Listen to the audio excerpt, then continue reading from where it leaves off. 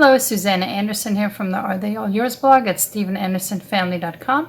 Today I want to make a quick tutorial showing you how to make these beautiful folded window stars that you can see in the window behind me. Here are the materials you will need for this activity. You will need vellum paper and an assortment of colors, as well as a paper cutter and glue stick. If you do not have a paper cutter like this one, you can also use a ruler and a pencil, and I will give alternate instructions for that. And you can see here I have two pads of vellum paper here. There's really not much difference between the two, except that one of these I purchased in Germany, and one of these I bought in the United States. I will be showing you both in this video simply because some of my listeners I know are from Germany, and they will find this kind of paper there, whereas for my listeners in the United States, this is what you can easily find on Amazon and in local craft stores. I will include the links to the products in the description of this video below if you want to get the exact one that I'm using here. There really is not much difference between the two, and both work equally well for this craft. The American vellum paper is a little bit more stiff, whereas the German transparent papier is a little bit more soft, almost like a tissue paper feel, but without being as fragile as tissue paper. So if I hold them up here side by side, you can maybe see on the camera that this has more of a soft feel to it. It bends more easily, but it's still very sturdy, whereas this one is more of a stiff. This would be the vellum paper that you're used to from like wedding invitations and birth announcements. These papers come in a variety of colors, and therein lies the beauty of the finished product. So whichever product you end up buying, you want to make sure that you get an assortment of about 8 to 10 colors ideally. And you can see them here already cut up. I will explain how to do the cutting in this next step. The most important aspect of cutting your paper rectangles to get started with is their size. And I will explain to you while we fold why that is so important. But basically what you're looking for is a 6 to 10 ratio, where the short side to the long side is a 6 to 10 ratio. In the US, for a standard 8.5 by 11 inch paper, which is what I have here, you can follow this cutting diagram. You would divide the paper in half into 4.25 inches each, and then those strips of 4.25 inch wide each would be cut into 2.5 inch pieces along the short side. Now, if you have German paper, DIN A4, which is 22 centimeters by 32 centimeters, you still have to maintain the 6 to 10 ratio, but that would come out to 11 centimeters this way and 6.6 centimeters this way.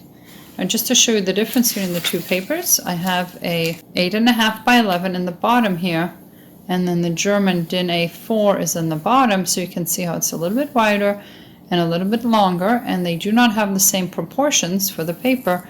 So these measurements will work for both if you follow this suggestion here for the A4 paper and these suggestions for the 8.5 by 11 inch paper.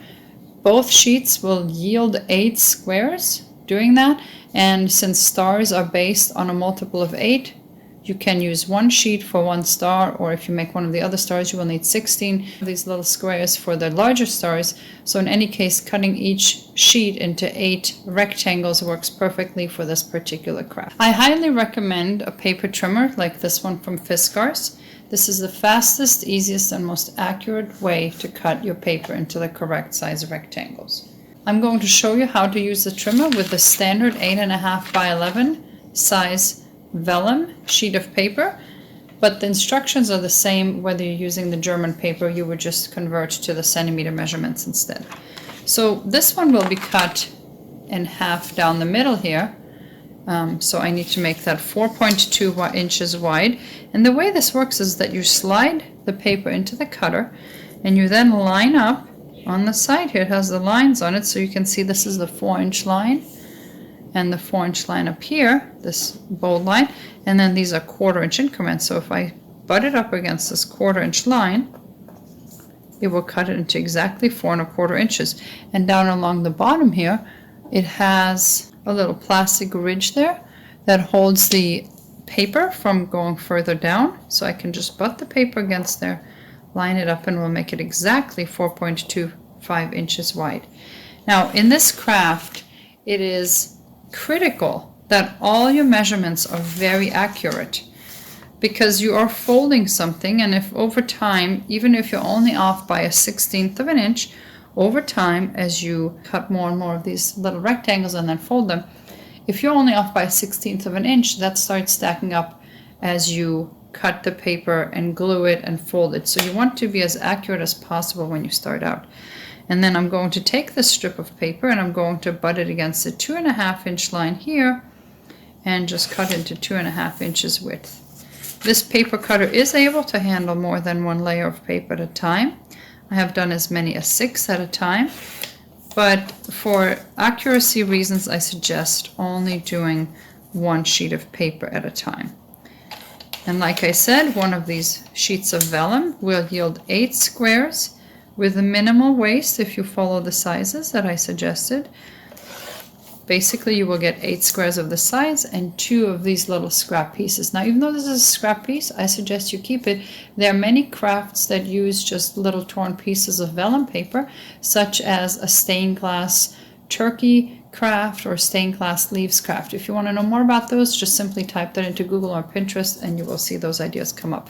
So the scraps can be used for that. If you do not have a paper cutter, and these are very expensive, but if you do not have one, what you could do instead is you could take your vellum paper and instead of cutting it with a paper cutter, you could pencil these exact marks onto the paper. And then you can either cut them with scissors, although that is not the most accurate way to do it, or you could simply fold it along those lines and then slide a small, sharp, clean knife along those fold lines.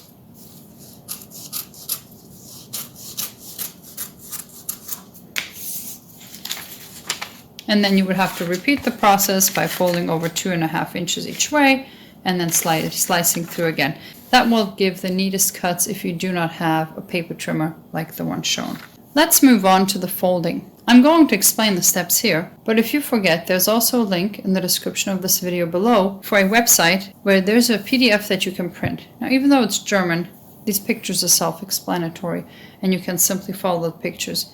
My measurements do not match up with their measurements, so I suggest that you either ignore these, or if you are going to go with these, they might not turn out the way my stars turn out. I'm going to show the folds using white paper simply because that's easier to show here on camera. This is just white printer paper. It is not vellum paper. The first thing you want to do is to fold your paper in half the long way. Go over your creases really, really well. Make them nice and sharp. Fold it back open, and we're now going to fold the 4 corner flaps to the middle line, like so. And again, accuracy is really, really important. You want to make sure that they line up as accurately as possible because you're going to continue folding this piece, and that will become paramount the longer you go and the more of these folds you make. At this point, we're going to fold either the top or the bottom ones. It doesn't matter. Here they show it in the top. I typically like to fold from the bottom up. We're going to fold those a second time to the middle line, like so.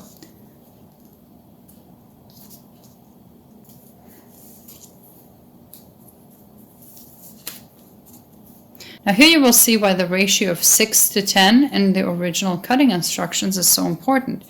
It ensures that when you make the second fold upward on the kite, this paper ends right where this paper begins, and you neither have overlap nor a gap here. This also shows you why it is important to fold accurately. If you are not folding accurately, this will either overlap or it will come a little short. The reason why we don't want overlap here is because in the finished product, the appeal of these stars is that they're see-through and let the light through like a beautiful sun catcher. And because of that, we don't want any extra double and triple layers that would take away from that neat final appearance. So here it is. This is the finished building block that the star is based upon. Now there are variations of these, and I will show those next after I show you how to make just the basic star with this basic shape.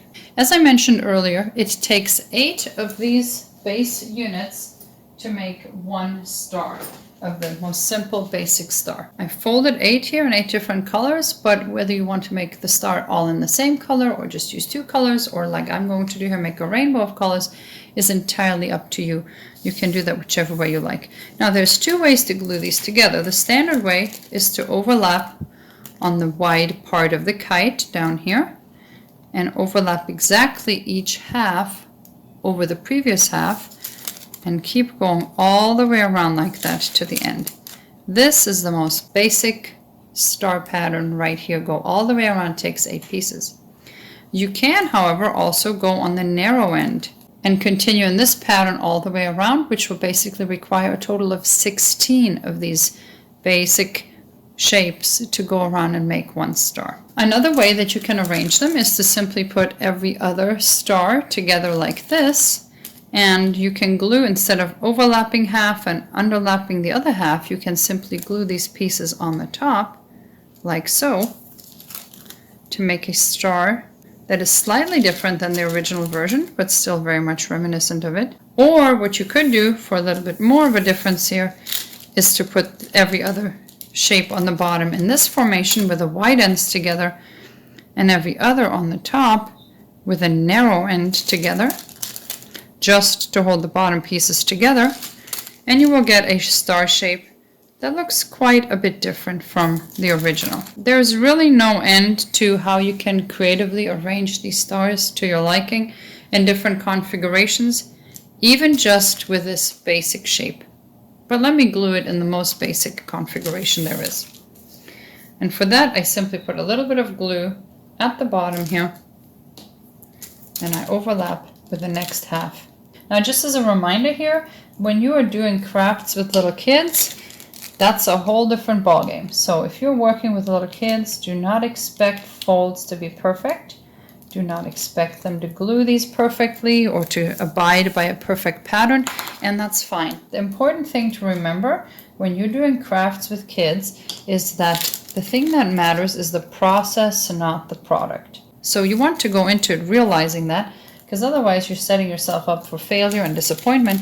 And what would be a fun time playing with your kids and teaching them crafts and teaching them a love of crafts and arts would just be frustration at not being able to accomplish this product the way that you think they should be able to do it. So at this point, I'm just gluing that last flap together, and here you have the finished product. It's difficult to see. Let me hold this up to the light so you can see better. And now you can see when you mount this into the window how the sun would shine through. This is the basic shape. As I mentioned earlier, this basic shape can very easily be made into 2 other shapes that are equally popular. Simply by folding up the bottom end as well as the top end, you now get this finished shape. It will take 16 of these to go around and make a complete star. Or you can use them as accents on the regular shape by placing it over every other one in this fashion, the way I showed you earlier. The third and final way to fold these particular rectangles is to again start with this basic shape, and then instead of folding the ends up in a kite formation, you simply take the sides and you fold them to the middle line like this, giving you this kind of a shape.